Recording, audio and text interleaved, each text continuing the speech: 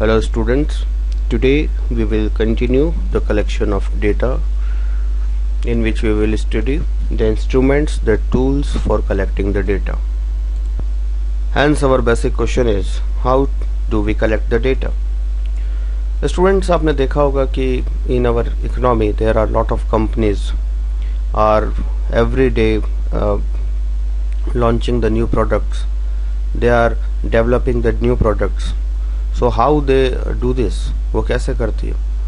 क्या वो बिल्कुल एक अपने हिसाब से अपने ही प्लानिंग के अकॉर्डिंग कोई प्रोडक्ट बनाती है और मार्केट में लॉन्च कर देती है? ऐसा बिल्कुल नहीं करती है वो। First they do the survey. वो पूछती है पहले पब्लिक से कि आपको किस तरह का प्रोडक्ट रिक्वायर्ड है। ये ज़रूरी नहीं कि आपसे नहीं पूछा तो किसी से नहीं पूछा। They are doing the survey every time before launching any product. वो पहले पता करती है कि मार्केट में पब्लिक की क्या नीड है, किस तरह का प्रोडक्ट पब्लिक को रिक्वायर्ड है और कितनी प्राइस वो प्रोडक्ट के लिए दे सकते हैं। What are the basic utilities they want into that product.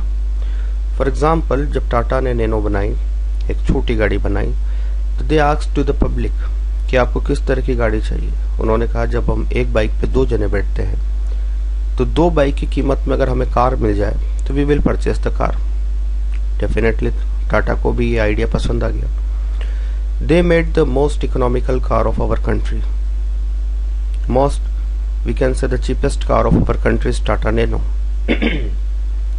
सो इस तरीके से उन्होंने प्लानिंग किया। Then after they made survey into the public, then after they decided how to make this product.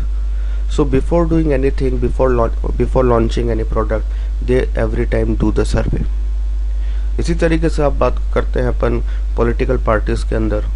When in our जब भी हमारे area के अंदर कोई विधायक या कोई सांसद, जब इनको चुनाव लड़ने के लिए नॉमिनेट किया जाता है, इनको कैंडिडेट के रूप में लॉन्च किया जाता है, तब इनको टिकट दिया जाता है पार्टी की ओर से।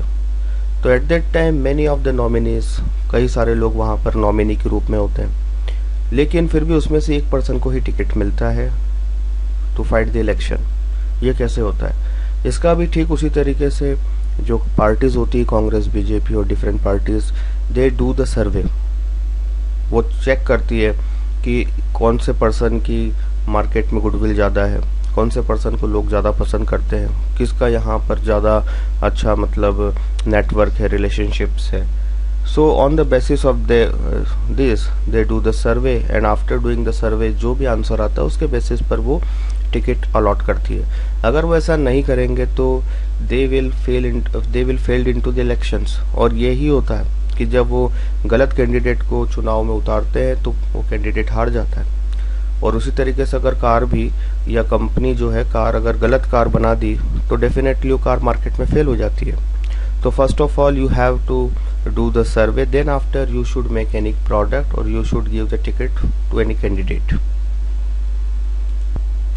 सो students, you can see here, यहाँ पर मैंने पिछली वाली स्लाइड में बताया था कि they will make instrument. It means एक क्वेश्चनर या इंटरव्यू शेड्यूल बनाते हैं, एक फॉर्म बनाते हैं जिस पर कि वो पब्लिक से इंफॉर्मेशन कलेक्ट करते हैं। They ask the various question through that form और उस पर आंसर लिखने होते हैं रेस्पोंडेंट्स को।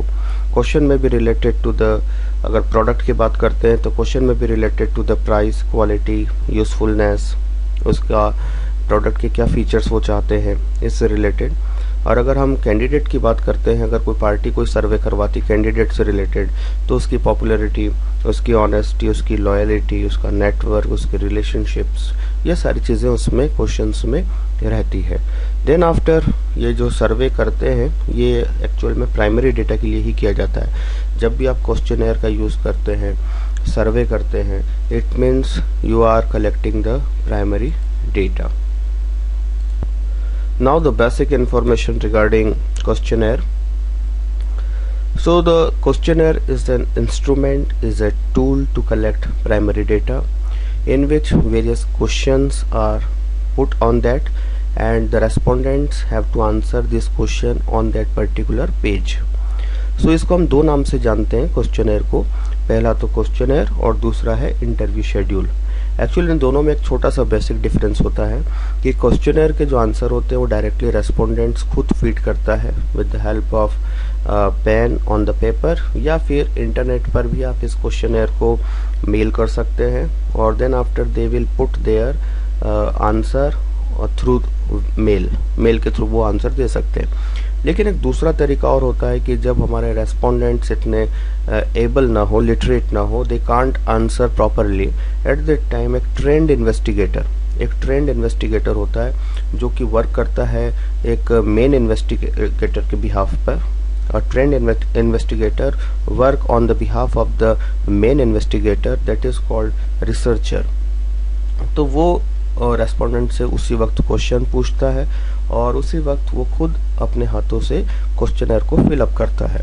तो क्वेश्चनर में be of the two types, first questionnaire, second is the interview schedule. Questionnaire are filled by directly respondents, whereas the interview schedule filled by the enumerators।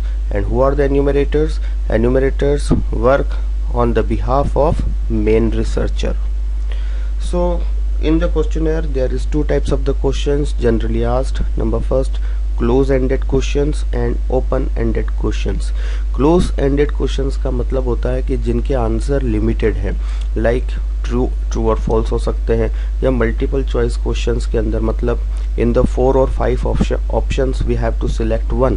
it is what the limited answer of a question, so it is what a close ended question। but कुछ questions के answer हम one word या 4 options के अंदर हम cover नहीं कर सकते हैं। it is what open ended questions, like what are the various suggestions to remove the black money in our country। तो आपके पास में हो सकते हैं वेराइटीज ऑफ द आंसर हो सकते हैं, आपकी डिफरेंट आइडियोलॉजी हो सकती है।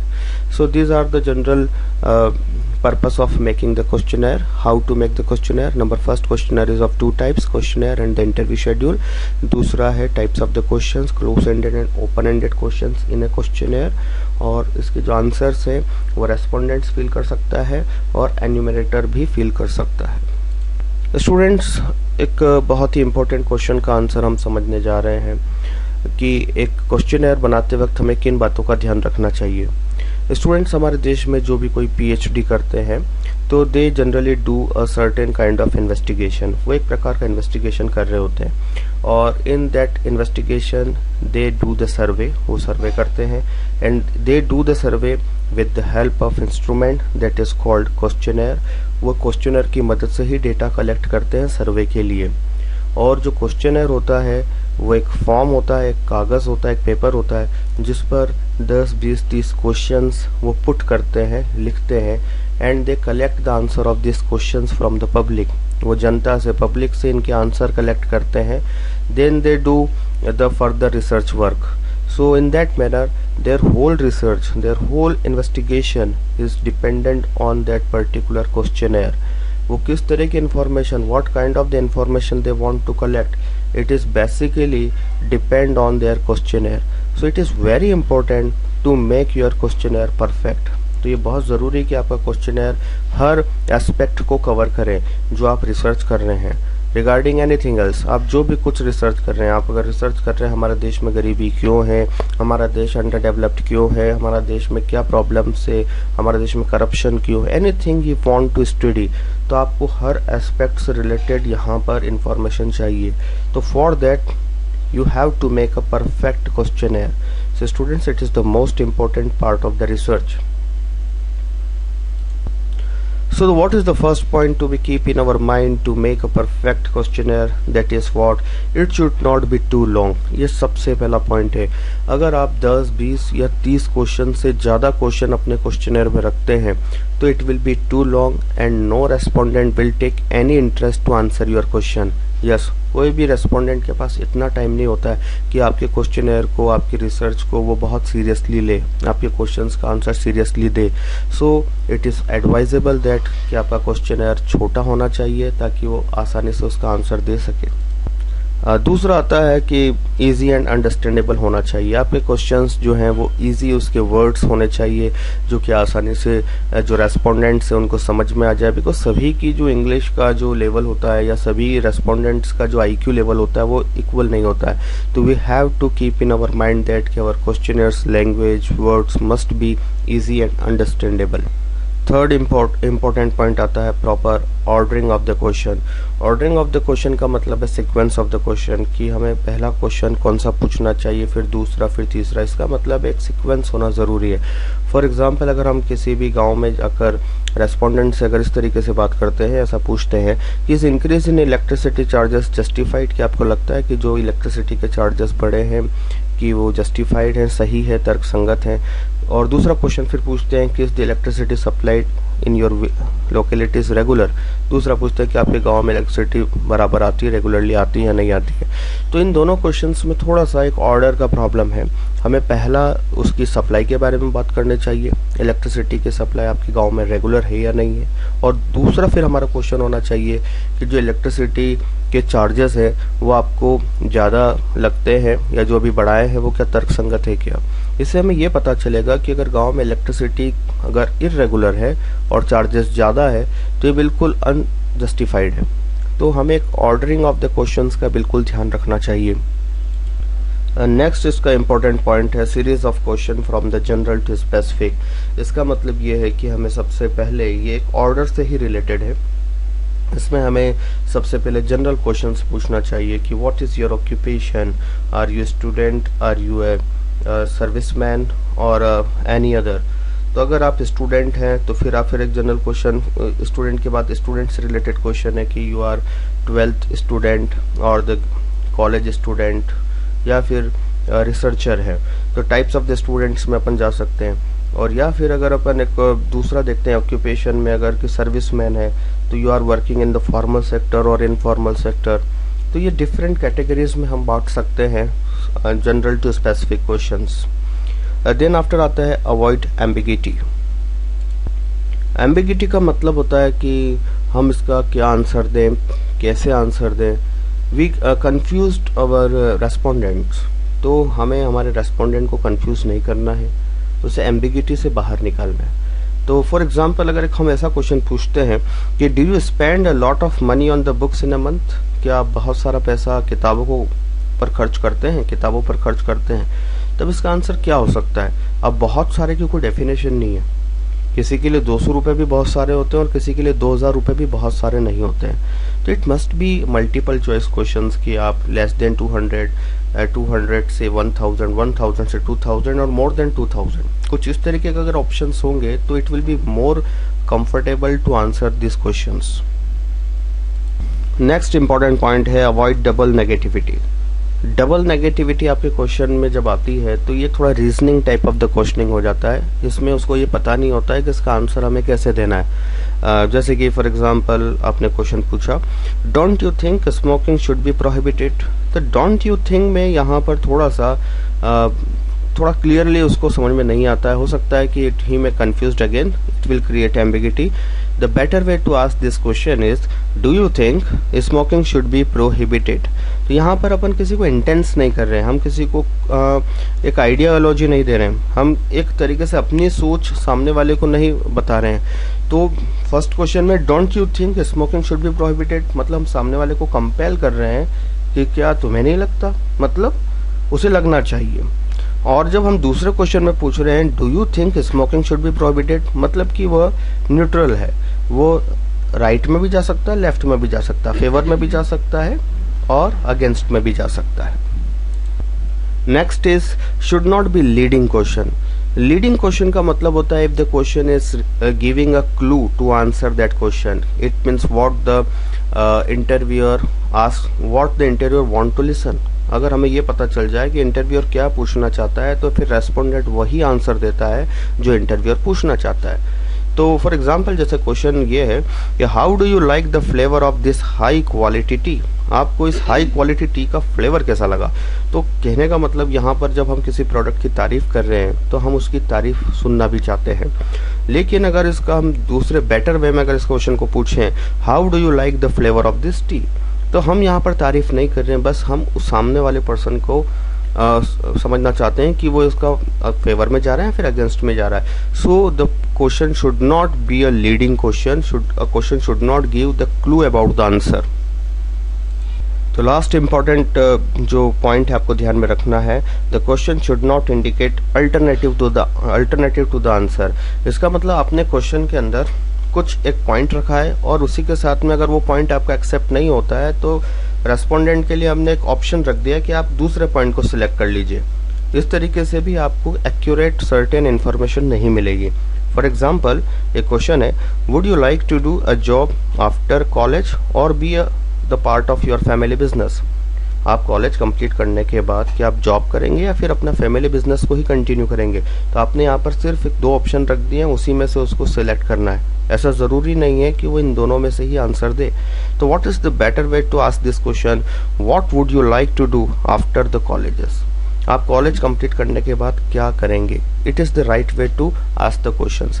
सो dear students, these are the various important points, basic important points to make a perfect questionnaire. So the types of the question मैं इसके बारे में पहले बता चुका हूँ, लेकिन फिर से हम इस पर डिस्कस करते हैं। Types of the question in the questionnaire, generally the only 2 types of the questions are available. Number first, open ended question and second is the close ended question. Open ended question को हम unstructured question भी कहते हैं। Unstructured मतलब इसका कोई pattern नहीं है आंसर देने का, ये आप खुद इसको अपने लेवल पर आंसर दे सकते हैं। It means you have not to select any true और false, you have not to select from the limited options. You may give your points, जिसमें जनरल लाइंस 3-4 लाइंस दे दी जाती है। उस लाइन के अंदर आप अपने वे में आंसर को लिख सकते हैं। आप इसमें आप सजेशंस दे सकते हैं, अपना ओपिनियन रख सकते हैं। सो इस तरीके के क्वेश्चंस को हम ओपन एंडेड क्वेश्चंस बोलते हैं। दूसरा आता है close ended questions. Close ended questions means जिसके आंसर फिक्स है, आइदर दिस इज ट्रू और फॉल्स और the correct answer in the multiple choice. मतलब जो मल्टीपल ऑप्शंस आपने दिए, 4 से 5 ऑप्शंस दिए, उसमें से एक सही है, तो इसको हम क्लोज एंडेड क्वेश्चंस बोलते हैं। जनरली क्लोज एंडेड क्वेश्चंस के अंदर भी कई बार ऐसा होता है कि 4 ऑप्शंस के अंदर भी परफेक्ट आंसर ना हो, तो वहां पर हम एक और पॉइंट डाल देते हैं, अदर, एनी अदर। सो इस तरीके से we may have the 2 types of the questions, open ended questions and the close ended questions. Close ended questions are easy to use. हम इसकी स्कोरिंग कर सकते हैं बड़ी आसानी से, जबकि किसने ट्रू कहा तो हम उसके लिए 1 यूज कर सकते हैं, फॉल्स कहा तो 0।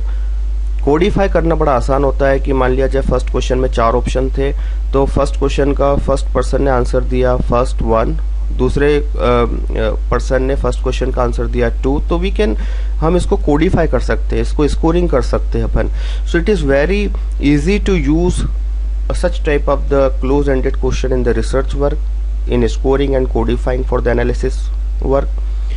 दूसरा है, it is difficult to put multiple options. Actually क्या होता है कि जब हम कोई क्वेश्चन फ्रेम करते हैं तो उसके क्या अप्रोप्रिएट आंसर्स आ सकते हैं, क्या पॉसिबल आंसर्स आ सकते हैं, तो ये एस्टिमेट करना, इसको असर्टेन करना कि इस क्वेश्चन के क्या जनरली आंसर आ सकते हैं, तो वो हमें डिसाइड करना बहुत थोड़ा सा एक टेक्निकल जॉब हो जाता है, डिफिकल्ट टास्क होता है। और कई बार तो ऐसा होता है कि हम उस 4 ऑप्शन या 5 ऑप्शन में भी कोई एक ऑप्शन को कहीं भूल तो नहीं रहे हैं, तो हम वहां पर एक और ऑप्शन ऐड करते हैं, that is what any other, ताकि हमें उस क्वेश्चनर को हम कंप्लीट बनाना चाहते हैं। We don't want to make any kind of imperfection in our questionnaire, तो हम वहां पर मल्टीपल चॉइस क्वेश्चन के अंदर भी 4 ऑप्शन देने के बाद एक 5वां ऑप्शन और ऐड करते हैं, एनी अदर, और वहां पर एक ब्लैंक स्पेस छोड़ देते हैं ताकि वो अपना ऑप्शन वहां पर फीड कर सके। Last part of today's class, open ended questions related questions की इंपॉर्टेंस और लिमिटेशंस, कि respondents also less like this types of the questions. Respondents भी चाहते हैं कि वो टिक कर दे जल्दी से ट्रू फॉल्स पर, या फिर मल्टीपल चॉइस क्वेश्चंस में। आपने देखा होगा जनरली कि एक डिस्क्रिप्टिव क्वेश्चन पेपर में हमें आंसर लिखने में ज़्यादा टाइम लगता है, जबकि मल्टीपल चॉइस क्वेश्चंस में हम जल्दी से जल्दी इस क्वेश्चन को कंप्लीट कर लेते हैं। तो रेस्पोंडेंट्स भी जब इंफॉर्मेशन देते हैं तो they want only multiple choice questions. तो जब भी कहीं पर वो इस तरह के क्वेश्चंस ज़्यादा देखते हैं तो they feel uncomfortable, they feel uneasy to answer this questions. तो आप ओपन एंडेड क्वेश्चंस की क्वांटिटी कम से कम रखें अपने क्वेश्चनेयर के अंदर। It is the first thing, because respondents also don't like this. दूसरी बात है, more individual response can not be interpreted. अगर आप ऐसे क्वेश्चंस ज़्यादा रखेंगे तो हर एक रेस्पोंडेंट के डेफिनेटली आंसर अनस्ट्रक्चर्ड आएंगे, क्योंकि इसमें कोई सिलेक्ट नहीं करना है, कोई कुछ भी आंसर देगा, उसको फिर कोडिफाई करना, उसको स्कोरिंग करना, उसको एनालिटिकल वर्क में लेना, ये आपके लिए बहुत कॉम्प्लिकेटेड हो जाएगा। So it is advisable that take the open ended questions very limited, it means very few questions you should add as per the requirement हो तो ही आप open ended questions को questionnaire में लीजिए। और it is advisable that take more and more close ended question in your questionnaire. So students, thank you and go through this all slides. If any doubt, please ask.